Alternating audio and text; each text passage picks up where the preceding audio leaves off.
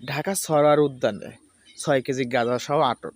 আমার দেশের লাল সবুজের বাংলার তরতাজা সোনালী যুবকের তরতাজা যুবক পোলাপান, ঠিক আছে। ভাবতে অবাক লাগে, কষ্ট লাগে যে সোনার ছেলেদের তরুণদের হাতে থাকার কথা ছিল কি জানো? কলম, পেন্সিল, রাবার ইত্যাদি বই খাতা, সুন্দর সুন্দর খাতা থাকার কথা ছিল, কিন্তু না, তার বদলে কি 6 কেজি গাঁজা সহ। কোথায়? ঢাকা সরার উদ্যানে, ঠিক আছে। ঢাকা সরার উদ্যানে ক্যাম্পাস, ঢাকা সরার উদ্যান ক্যাম্পাসে ওইখানে তো বাইরে কোনো লোক যেতে পারে না, যেতে পারে কেউ মন চাইলেও তো ওইখানে ক্যাম্পাসে কেউ ঢুকতে পারবে না ঢাকা সরার উদ্যানে। আচ্ছা ঢুকছে, বেশ ভালো কথা, ঠিক আছে, বেশ ভালো কথা। তাদের হাতে, তাদের হাতে কি পাইলো? 6 কেজি গাঁজা। তাদের কাছে কি বাংলাদেশ নিরাপদ?